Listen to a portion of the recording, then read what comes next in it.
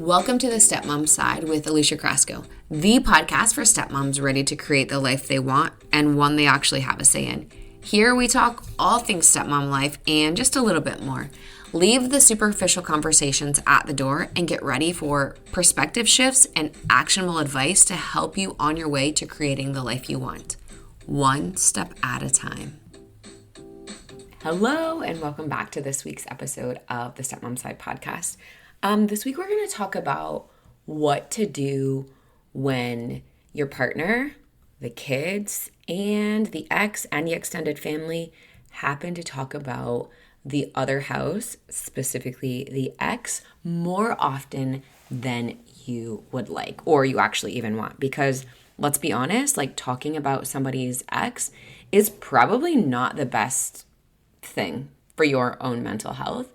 But here you are as a stepmom, married or not, and you're going about your daily life, and then all of a sudden somebody, and it, you know what, honestly, it could even be completely innocent, mentions the ex. We're not even going to say the other house in this podcast episode anymore. We're just going to say the ex because that's really the triggering part of it.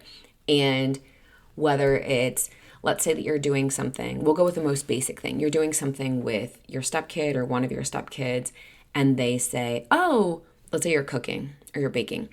And they say, oh, my mom does it this way. And immediately your back is up about, I don't want to hear about her, or I don't want to hear anything that has to do with her because maybe there's some insecurity or maybe there's some jealousy or maybe you're just not completely confident in your role. And so anything that anyone says about the ex feels kind of like a competition or kind of feels like almost like an attack, if that makes sense. And you're a stepmom, of course it makes sense. So when your stepkid says, oh, well, my mom does it this way, it took me a really long time, full disclosure, to get it through my own head of they aren't trying to make it a competition. They aren't trying to turn anything into their mom or turn everything into their mom. What they're trying to do sometimes, most of the time, is they're trying to relate to you because more chances than not, the only other person that they may have cooked with or may have baked with or may have done crafts with is their mom. So they're trying to relate like, oh, this one time my mom and I did this. And they're not trying to hurt your feelings and they're not trying to bring up old wounds or they're not trying to be a jerk or an evil stepkid or whatever. And it's got nothing to do with you. It's just they're trying to relate to you. And because I've been in that situation where you're like, I don't want to hear anything about their mom because you're feeling insecure or I was feeling insecure. I was feeling jealous. I was feeling like this is just one more reminder of I'm not going to be good enough. Nothing I do is good enough because here I am trying to make memories with you and like try to get out from underneath the shadow of your mom, but you're putting me there. And it's not really the case. So what I learned to do was kind of lean into it. Like, oh, okay, so your mom bakes pancakes this way or makes pancakes this way. What does she do? Or, oh, how do you guys do it? Right? Because what I realized I was doing was trying to do whatever it was that she was not doing. And to the detriment of what my stepkids may or may not have wanted. Like, oh, well, I'm not going to do this because their mom does it. Even though that might be something that they actually really like. Like maybe they really do like to make pancakes. And, you know, my stepdaughter likes to make like creative pancakes. Like she would put blueberries in them or coconut or pineapple. And we would just make all sorts of different variations of pancakes. Whether or not that's something that she does with her mom, I don't know. But she would talk about like things that her mom would make and things that I don't make. And so at that point, I would think, oh, well, I need to learn how to make that because I'm like, no, you don't. I don't need to learn how to make something that her mom makes. Like that can be something that they do together or that just her mom makes for her. I can make something that I'm good at and something that I like that I know that she likes or my stepson likes. So yeah, with kids, it can be about them trying to connect with you or trying to relate. And if they're really young, it honestly may be that they just miss their mom. It's got nothing to do with you, as hard as this might be for you to understand, because it was really hard for me to understand. So no shame, no judgment at all. Like it was just really hard for me to understand that their mom is their mom and they want their mom. And just last week, I went to a school event for my daughter, and one of her best friends was there. And I know this friend and I know her mom. We've had them over, and her daughter, or the mom wasn't there, but I was talking to my daughter's friend and I was like, hey, what's going on? I see that you're feeling sad. And she said, I miss my mom. She's at school. Her teacher wasn't offended. I wasn't offended. But if she was my stepkid at my house and she was saying, I miss my mom, I would be like, what? Am I not enough? And it's got nothing to do with that. I used to make everything about me. Like, I've said this before in a podcast, but like anything that could possibly be misconstrued as a slight or even remotely taken as a slight, I 100% was like balls to the walls with it. It's because they hate me. It's because of all of the things. And it's got nothing to do with that. And same thing like with your partner. Your stepkid may be with you and be like, oh, I miss daddy. Okay, it's got nothing to do with the fact that you're not good enough. It's just that they miss their dad. They've got that relationship with them that you don't, because you came in like midlife. You didn't come in like from day one, which is good and bad, right? Like, it's good because like you are here now and like you get to make this relationship, and it's bad because you missed out on all of those years and like all of that bonding. But all you can do is go forward with whatever your relationship now looks like. And it is hard because you're like, oh, well, I mean, because I've totally done this. Like, if I would have met the kids when they were younger, maybe our relationship would have been different and maybe it would have been better right away. I mean, it was pretty good, but like, maybe different things like would have been better because I would have had a longer relationship with them. They wouldn't have remembered their life without me. But then I'm like, okay, wait, you can't get so far in the weeds, because it's kind of like the butterfly effect, right? If you are trying to change something, it might, change something in not a good way necessarily.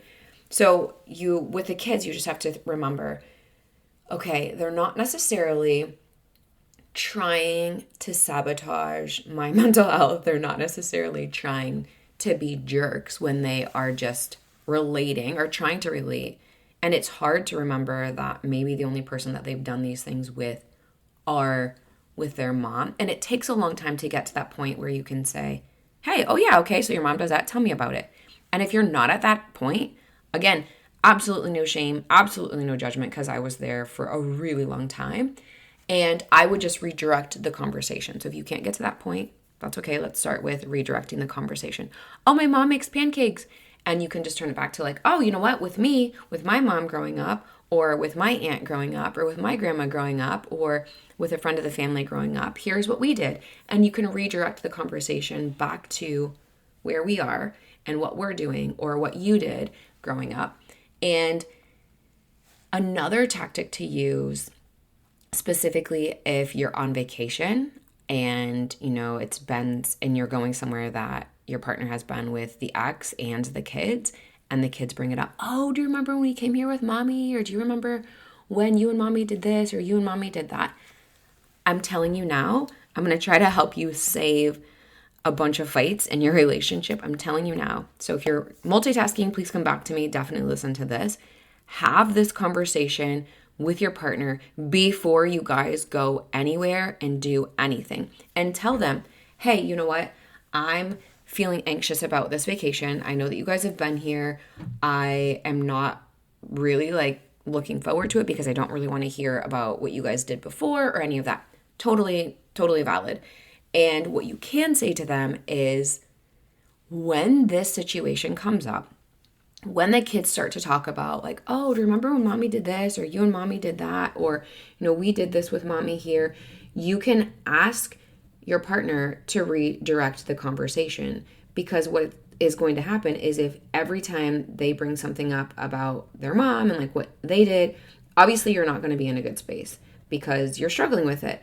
And so when you're struggling with something and you are trying to redirect the conversation, it's not going to come out like, oh, that's great, let's have a conversation about something else. How it's going to come out is, I don't want to hear about any of that, and I will do everything I can do to not have to hear about any of it because I'm really pissed and whatever. That, promise me, like, listen to me because I've done this. That's how it's going to come out, and everyone, including your partner, is probably going to be a little bit taken aback and like, holy shit, who pissed in her Cheerios this morning?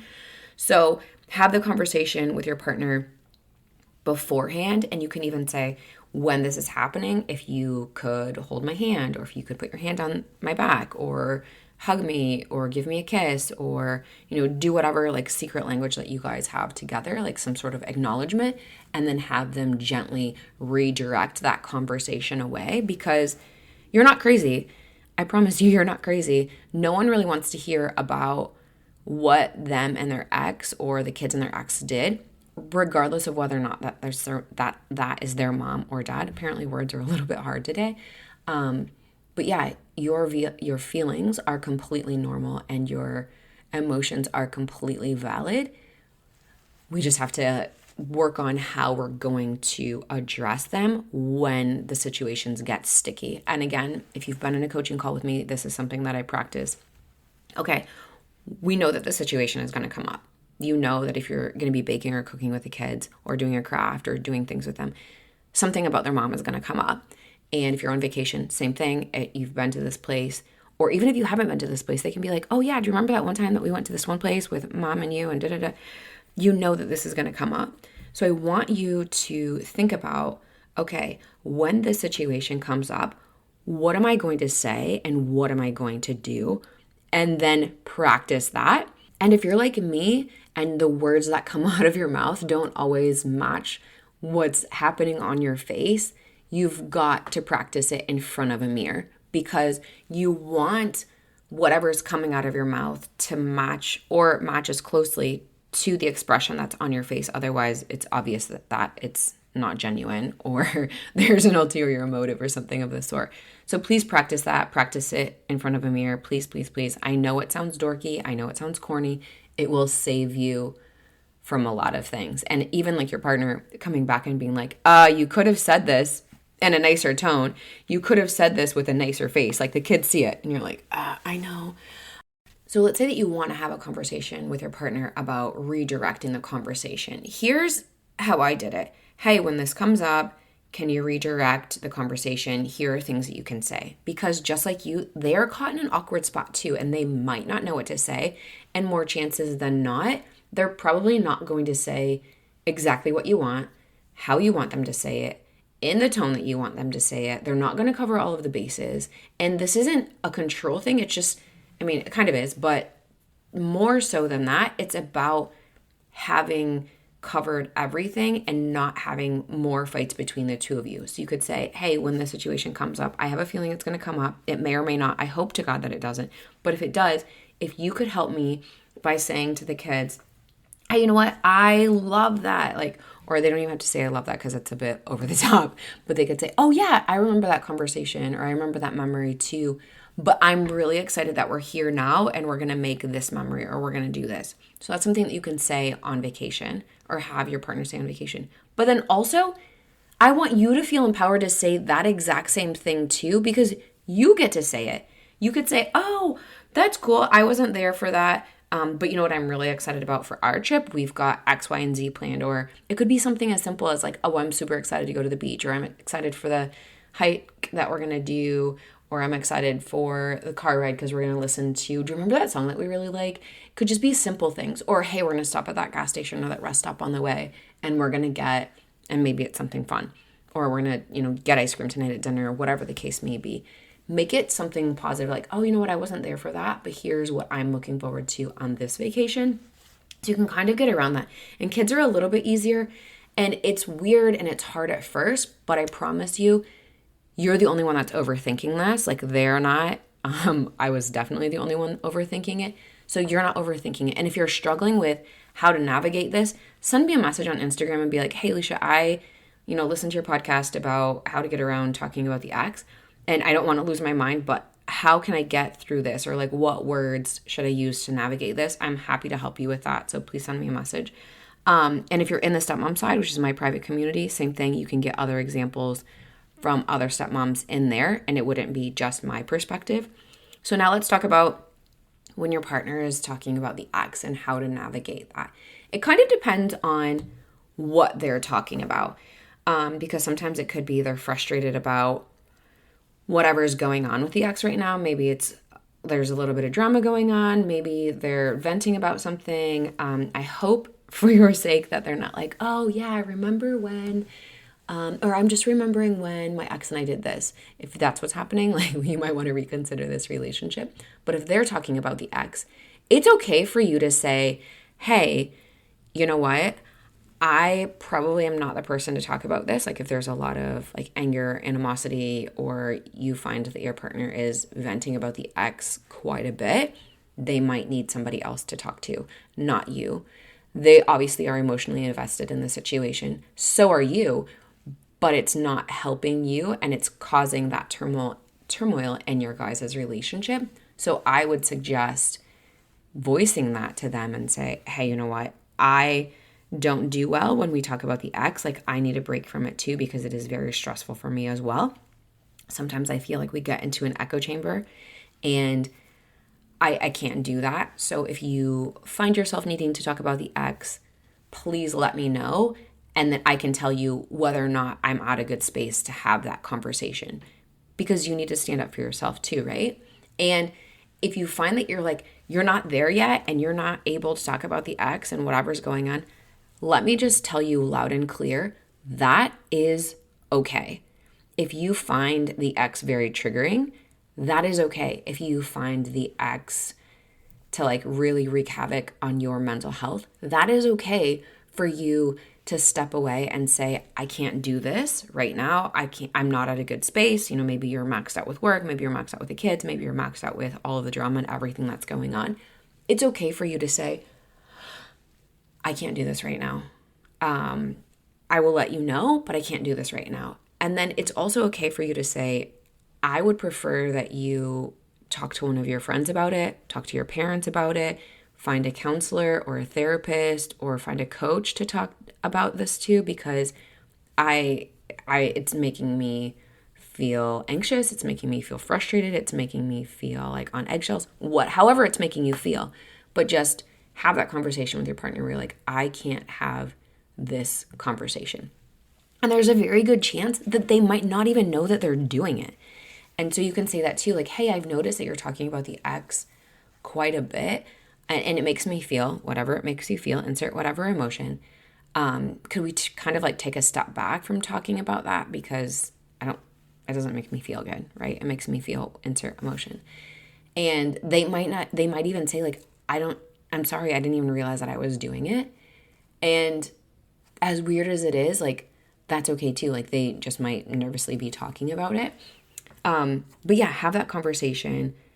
And another thing that I've seen is people will communicate with the other house about whatever's going on kid-wise through email. But with the email, it's like a specific designated email. And your partner has one half of the password and you have the other half of the password. And in order to get into that email, both of you have to be together. So you're like together, like, okay, we're in a good space. We're going to go in, we're going to read, whatever the case may be. Seems a little extreme, but if you've got a lot of conflict or a lot of drama in your situation, that might be a good thing for you to just make sure that both of you are in a good space. And if you don't do that, that's okay too. Like this isn't like a catch-all. That's the crazy thing about being in a step family, right? Like what works for your family might not work for my family. And what works for my family might not work for yours. But a few of the things do work, which is like the best but like hard thing about being a stepmom is you just kind of take like, okay, I'm going to take some advice from this person or some advice for that person or whatever the case may be if you're just gathering like free resources right now at this time. But in coaching, like that's one thing that I love is like I tailor the plan for you based on your dynamic and your situation and like how you can respond to things. So yeah, if the email thing doesn't work for you, you can also just have your partner text you like, hey, tonight can you talk about whatever?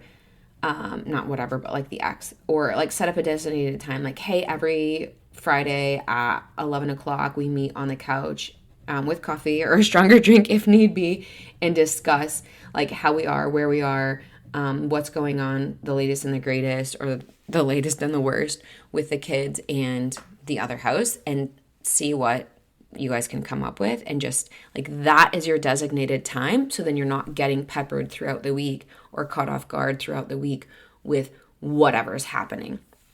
So it kind of sets you up for success as far as like your mental health goes. And then now let's talk about what to do when your in-laws or your extended family talk about the ex. This one is really hard. This is something that I struggled with too. This is really, really hard. And the hard part is that even though their marriage is over, I'm going to try to help you with this because again, it's something else that took me a really long time to like get my own head around. Even though their marriage is over, the relationships with the family are not over because they divorced your partner. And I used to think like very black and white. Yeah, like that marriage is over. So all of like the relationships are severed, which isn't true. Literally isn't true because there are kids involved. And so your partner's parents are still grandparents and they still might have to coordinate with the ex about seeing the grandkids or whatever the case may be. Should they go through your partner? Probably, maybe. But it could be that your partner's parents may not have a great relationship with your partner. And that's also normal and that's also valid.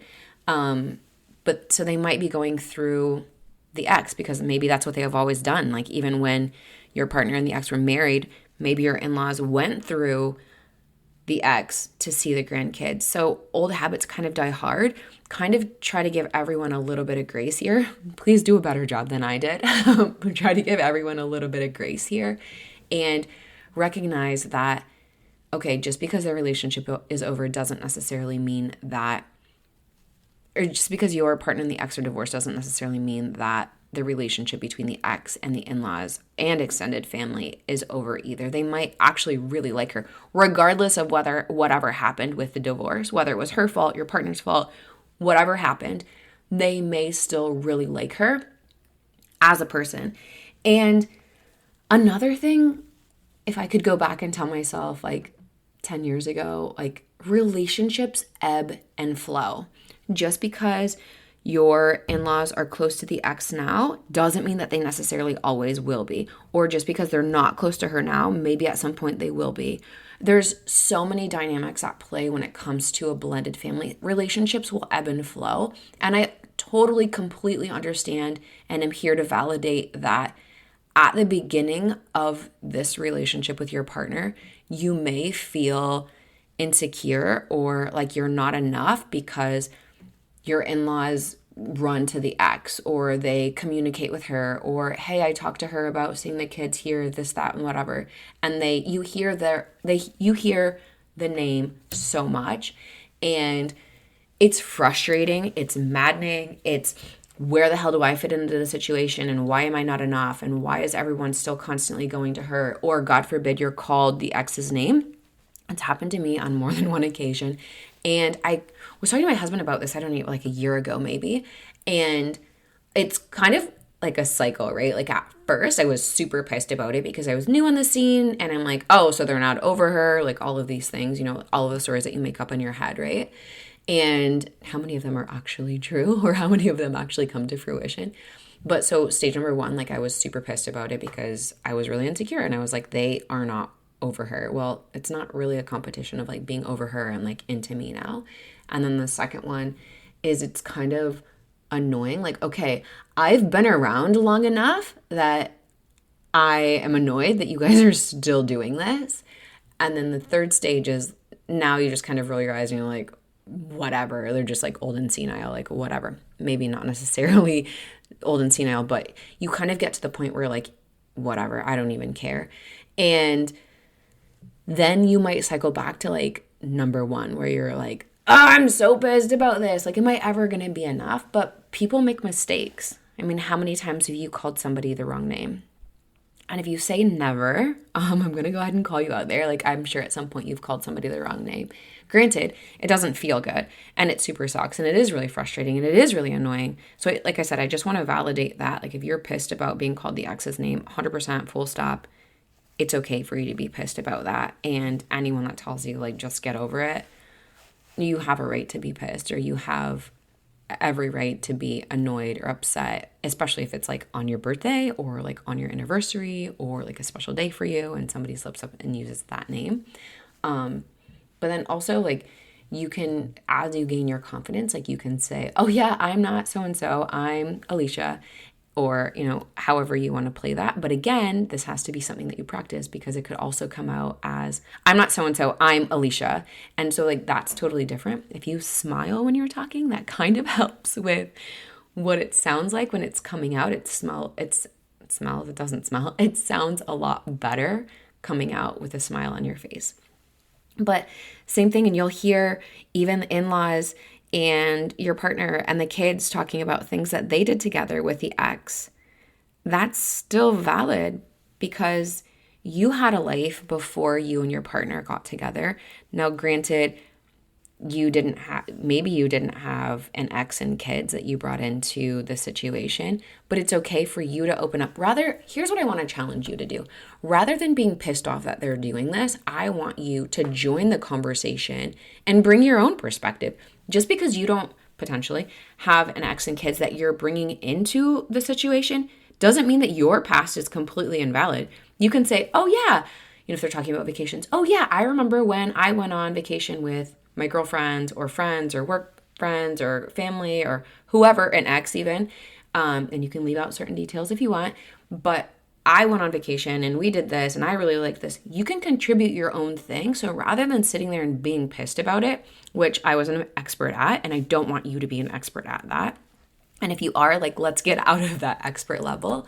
But you can come into the situation and be like, hey, I used to travel. These are things that I used to do. These are, like, back to the baking thing, like with the kids, like, oh yeah, even if it comes up in conversation with the in-laws, you can say, oh yeah, my mom used to cook this, or my aunt used to cook that, or my grandparents or a friend, or when I was single and like living on my own, every Friday night, like me and a girlfriend would get together and we would make this, or we'd watch this, or whatever. You can bring in your own experience and your own life into your life right now, because your opinion and your value and your everything about you matters. So I don't want you to think that just because they've got this past that you're not a part of means that your life experience is less than. It's not. You've got a completely different perspective. You can talk to people about that perspective. Maybe you are going to end up bonding with one of your stepkids or both of your stepkids or all of your stepkids about your love of traveling, your love of cooking. Maybe you like to read. Maybe you're into comics. Maybe you're into movies. Maybe you're a history buff. Maybe you're into politics. Whatever it is, open that dialogue and get your own input put into these conversations. You can interject yourself. Obviously, it's easier said than done. I was an expert at shutting down and saying nothing. Again, I'm telling you these things because I don't want you to be the expert at shutting down and saying nothing and being pissed and thinking, is this what I signed up for? Like, this is my life? Like, I did not sign up for this shit. Yeah, no, you didn't. And you also didn't sign up to be silenced and shut into a corner or, made to feel less than. But sometimes as stepmoms, we do stand in our own way, and you're just like, I hate this, I hate that, I hate all of these things about my life, rather than recognizing like, okay, there are certain things that I can control. You know what? I have more of a voice than I'm giving myself credit for. I've got a lot more going for me than I gave myself credit for. But overarching, here's what I want to remind you. Out of everyone in the world, your partner chose you. Choosing to be with you. And at the end of the day, they're going to bed with you. They're living with you, or they're in a relationship with you if you guys aren't living together. But I don't want you to get hung up comparing you and your relationship to the ex and their relationship, because it's completely different. You and the ex may be similar. Let's just start there. Like, you guys may be similar, and maybe you are. It is what it is, right? But you guys are different. You might have a lot of similarities, a few similarities, but you guys are definitely different people. So whatever your partner is doing with you, whether it's buying a house whether it's having a kid, whether it's getting married, whether it's changing jobs, whatever it is that they're doing, maybe they've done it before. Yeah, they've done it before with someone else. But going back to like the cooking or like the vacation things, if they're going on vacation, let's say they went to the beach on vacation with their ex and the kids, cool. But they've not been on vacation at the exact same beach with you and the kids. The kids are older. They want to do different things. You're not the same person, so you want to do different things. So things are going to look different. Maybe they're in a better relation, or maybe they're in a better situation now when it comes to finances. Maybe they got a better job, so you guys stay at a nicer place, or you rent jet skis, or you do all of these other things, and things are different. So just know not to compare your relationship to the ex and their relationship. Again, I know easier said than done, but your relationship is enough. Your relationship is special. Your relationship and the things that you guys do in it are the firsts that your partner has done in this relationship with you. I don't even know where this pep talk came from. Like, I was not like planning on going on this at all, but it's really hard to get out of like the memories are flooding back of just feeling insecure and feeling jealous and feeling like I was never going to measure up and I was never going to be enough and our relationship was never going to be special enough because I was stuck comparing myself to the ex or like our relationship to theirs and constantly hearing, not even constantly, let's be honest, but like enough. It felt like constant because one time was too many, hearing about the ex. And I was just like, this is going to be forever and ever and ever. And I don't want it to be forever and ever. So yeah, please don't get caught up comparing yourself to the ex or comparing your relationship to the ex. Everything is different. You guys might not fight like they do. Maybe you fight worse than they do. But there are so many things that are different. Like you bring a different perspective to the table. You bring a different kind of love to the table. You bring a different kind of fun to the table. You bring a different kind of fieriness to the table. You bring a different life to the table. You are you. Your partner chose you. And the longer the two of you are together, the more time there is between you guys being together and when your partner and the ex were together. There's your pep talk for this day. I hope that it resonates with you. I hope that you're feeling a little bit better about if the kids bring up the ex, if your partner brings up the ex, if your in-laws or extended family bring up the ex. Just know more chances than not, it's got nothing to do with you. They're not doing it to be a jerk. And if they are, that's a different story. But they're probably just doing it to relate, or they're sharing memories, or whatever the case may be. But it's okay for you to stand up and say something. I mean, you don't literally have to stand up, but it's okay for you to stand up for yourself and say something, or, have that conversation with your partner and be like, you know what, I felt really awkward, or I felt like things were weird. The next time this happens, can you help me by saying X, Y, and Z? Your feelings are valid. Your emotions are valid.